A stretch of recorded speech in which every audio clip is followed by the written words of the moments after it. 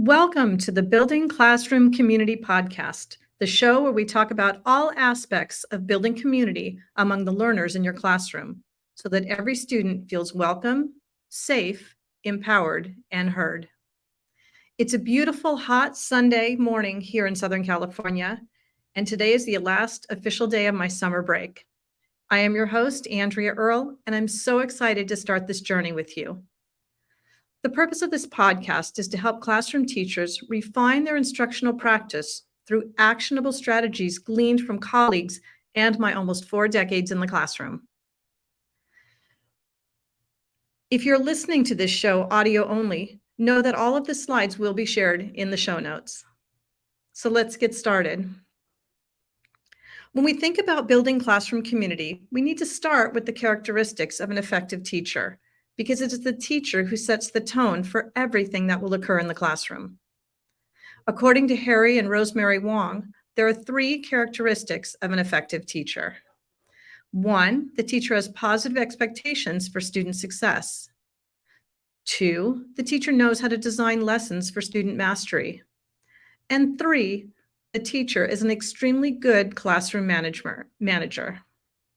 Now, I don't know about you, but as a new teacher, I really struggled with classroom management.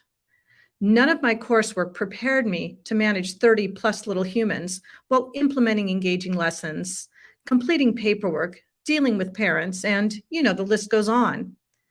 One of my master teachers told me not to smile until November.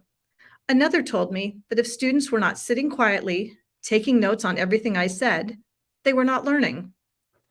In both of these classrooms, students sat quietly in rows and complied for the most part with teacher instructions.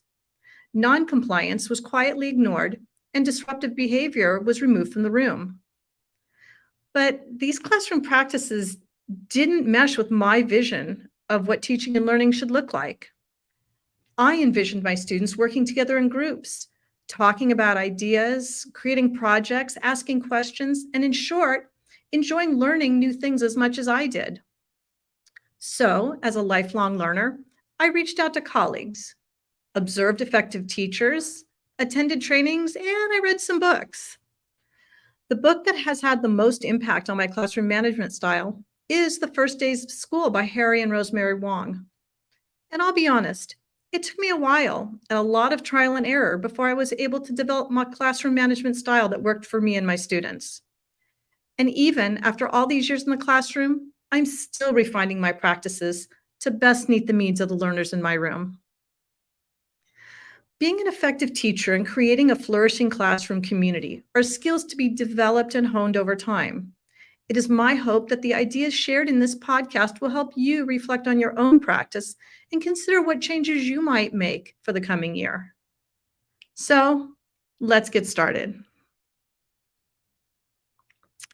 Being an effective teacher and creating a thriving classroom starts with a plan, and that plan needs to be in place before students even walk in the door. And in my opinion, the first part of that plan needs to focus on the nuts and bolts of classroom management. Now, when I say classroom management, some people get their feathers ruffled, but I want to be clear that my interpretation of this term is that is a classroom full of students who are engaged, who are actively learning, part of the learning process.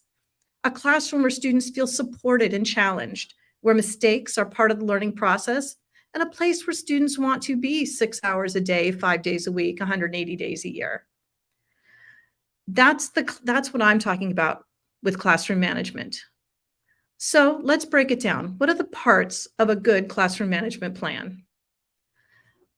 Your classroom management plan should have rules and expectations, classroom procedures, physical environment needs to be taken into consideration, and the teacher needs to intentionally design opportunities for students to connect and build community. Also, the teacher needs to be organized and clearly communicate those expectations to students and needs to be consistent. In this episode, we're going to specifically be focusing on rules, expectations, and procedures. The other elements will be discussed in upcoming episodes. So, according to Harry Wong, the purpose of a rule is to prevent or encourage behavior by clearly stating student expectations. Rules can be general, for example, treat each other with respect, or respect personal and public property. General rules give you a lot of flexibility, and a large range of behaviors can be covered by a few rules. But rules can also be specific. For example, arrive to class on time, or devices and headphones shall only be used when permitted by the teacher. Or my personal favorite, no gum on campus. I hate stepping in gum. Specific rules clearly outline an expectation. But the thing about a rule is that you need to consider what the appropriate consequence will be if a rule is broken. For example, no gum on campus. Well, the consequence for a student chewing gum might be to pick up trash. But for a rule like respect personal and public property, the consequence might be different based on how the student violated the rule. For example, a student who didn't clean up their trash after lunch, the consequence might be picking up trash. But if a student is caught writing on a wall, the consequence is going to be something totally different. Now, luckily, many schools now have school-wide discipline plans in place. If you're not sure, please check with your administration and see what rules have been set up school-wide. These extensive plans not only include the rules, but they also include rewards and consequences. This means that you, as the classroom teacher, don't need to create your own set of rules. Instead, you just need to support the school-wide plan. If, however, you do need to create your own set of classroom rules, consult with other teachers in your grade level or department. Think about what's reasonable, fair, and enforceable. Rules should be clear and have logical consequences. Also, try to limit your classroom rules to 5. This will make them easier for you and your students to remember and easier for you to enforce. And the more consistent you can be across your school, grade level, and building, the easier it will be for everyone. Consistency about rules can build a community of understanding among staff and students. But now let's talk about expectations and how they're a little bit different from rules. I'll be honest, over the last 20 years, I've moved away from classroom rules and instead have established classroom expectations. Expectations are broader and leave room for student growth. Expectations are an ideal you want students to work towards. Here are some expectations I had for my 7th grade math students. They included arrive on time prepared to learn, respect personal property and the property of others, and ask questions. I like how these expectations are broad, but give students a goal to work towards. They also have a lot of facets to them. So arriving to class prepared to learn, that means being in your seat on time. It means having your materials. It means having your materials out and ready. There's a whole lot that's encompassed within that one expectation. Again, when you're setting up your class expectations, try to aim for about 5. Again, easier for students and you to remember and follow. But there are a lot of situations that come up during the day that may not be covered by your rules or expectations. For example, what happens when a student needs to charge their Chromebook or use the restroom?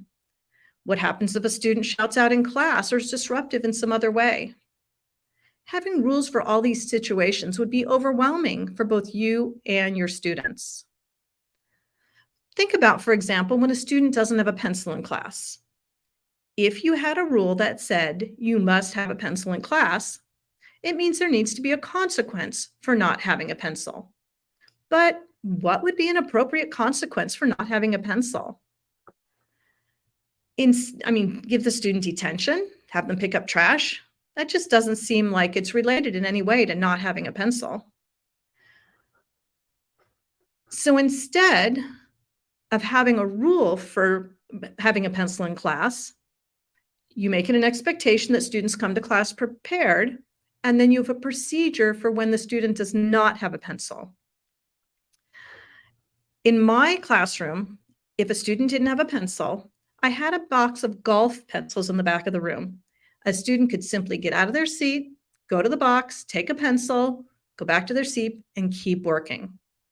There was zero disruption to the class flow, nothing I had to do, and the student was able to self-manage and take care of themselves. Now, why a golf pencil, you may ask? Number one, they're cheap. Number two, students really don't like writing with them. So by having them use a golf pencil, which they're not big fans of, they're much more likely to bring their real writing utensils the next day. Also, if you have like a rule and call out a student that didn't bring a pencil, you may unwittingly be singling out a student who maybe can't afford a pencil, right? Or a student who just simply forgot or lost it between you and the class before him. So by having a simple classroom procedure, grab a pencil from the box, use it, it's yours, move on. I've eliminated a whole potential disruption to my class. Classroom procedures cover all of the things that you want students to do during the day. Unlike rules, if a student doesn't follow a procedure, there's no consequence or punishment. Instead, you simply reteach the procedure. So at the beginning of the year, I go over the first time a student doesn't have a pencil, I explain the procedure, the student gets up, walks, demonstrates, or you can even do that with a random student. Let's pretend you forgot your pencil today, and let's show the class what you're gonna do. By practicing the procedure, there's no stigma, there's no negative. It's just what happens in class. Matter of fact, move on. Let's now I want you to think about some of the other things that go on in your class that you need to develop procedures for. Think about everything that happens during the day, especially those little things that really annoy you. And let's set up some procedures. These procedures, write them down, articulate them in detail, because they're the core of your plan, the core of your classroom management plan, and the first step in building classroom community. Now I'm going to take a few minutes and share a few other of my classroom procedures. I've spent the last 20 years teaching middle school math, science, and an elective. So I had a lot of procedures covering a lot of different things. So the first one I want to share is my procedure for students entering class. Every day, every period, I would stand at the door and greet students. I'd call them by name, I'd shake their hand, look them in the eye, ask them how they were doing before they were able to enter class. This procedure did a couple things. First, it made a personal connection between myself and the student. Sometimes that's the only personal connection that student might have had with an adult all day. The second thing it does is it slows students down. Instead of running in class and rushing around, no matter what was happening before they came to me, it gives them a chance to slow down, take a breath, and enter class in a calm manner. I also think that it really shows students that you care about them. By looking them in the eye, noticing they got a haircut, they're wearing a new sweater, whatever. That personal connection goes a long way to helping you build that community in your classroom. The second part of that procedure, after the handshake and walking in the door, students would find their seats, they would get their materials out without being told, and they would start on the bell work, which was always posted on the board. By the time the beginning of class bell rang, my students were already working, and I didn't have to do a thing, and I didn't have to say anything. This gave me time to take attendance, look at any absent notes, answer any questions from students. Basically gave me a minute of breathing room, and students got right to work. Another procedure that I set up in my classroom was for students that didn't bring their notebooks. In my math class, every student had a graph paper notebook. But occasionally the students would forget them. So my procedure was simple, kind of like the pencils. I had a stack of graph paper and plain paper and line paper in the back of the room. They could simply go, take a piece, do their work. The next day, they would simply tape or glue the work they did on paper into their notebook. Again, didn't involve me at all. Students totally self-regulated.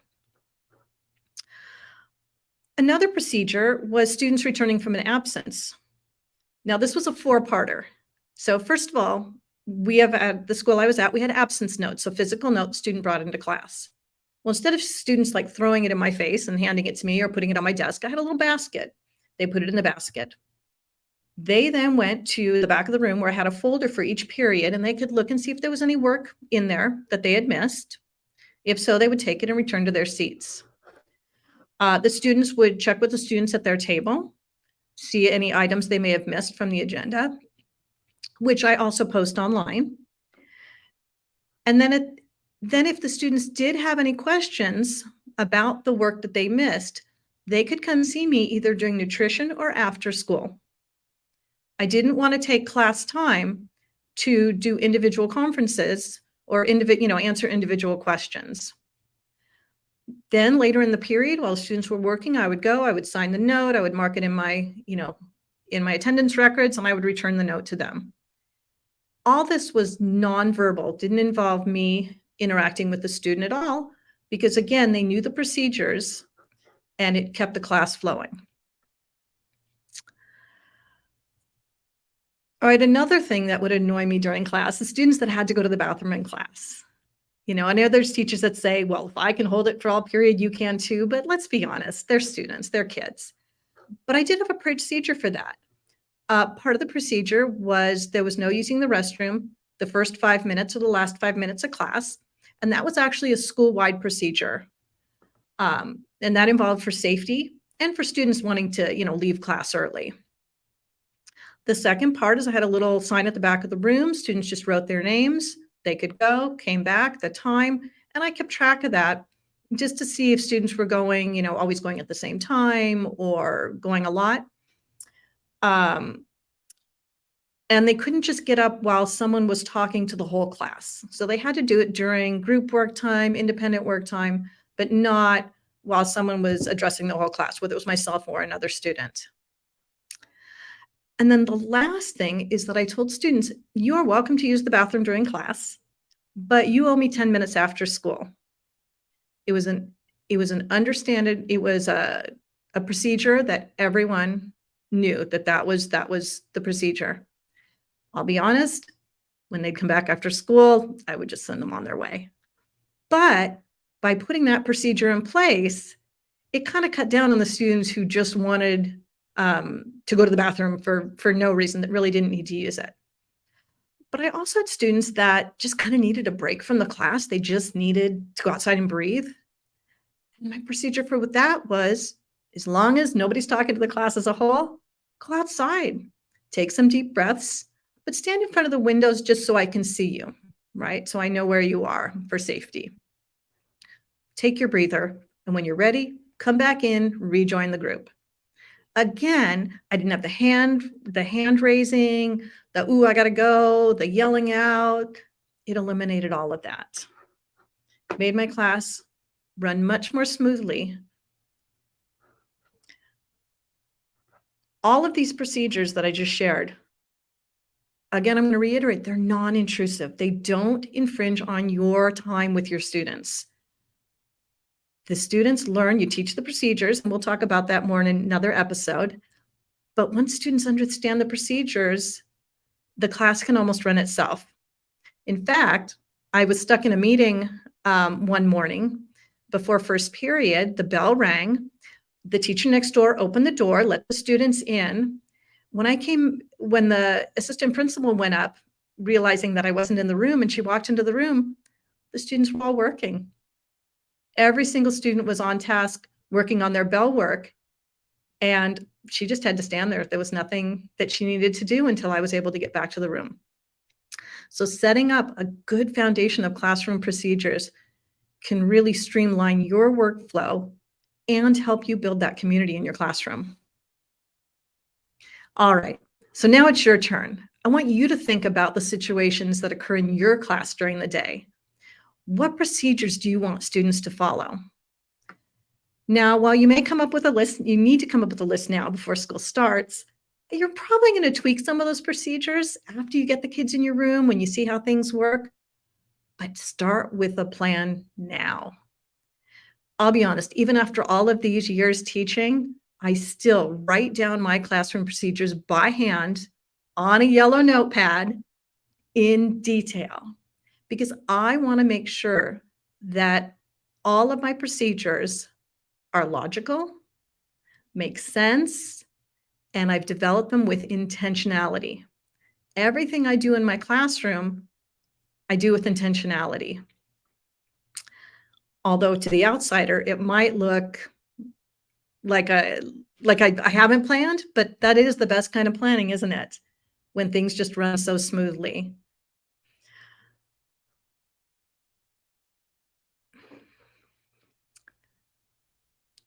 Think about the rules, expectations, and procedures that you want for your students this year, for your classroom to run smoothly. These are going to be the backbone of an effective classroom management system, and it's going to be they'll be the cornerstone of building a productive classroom community. I encourage you to collaborate with your colleagues, but remember, the procedures need to work for you and your students. In the next episode, I will share ways you can effectively communicate your classroom rules and expectations and how you can explicitly teach them to your students. Building classroom community is key for both you and your students, so go forth and plan. If you have any questions, comments, or rules and expectations you'd like to share, please leave feedback and let's get connected. My website is thedigitalteach.com. And remember, teaching is a work in progress. So let's keep all comments kind and let's work together to create communities where you and your students can thrive. Thank you for joining me today.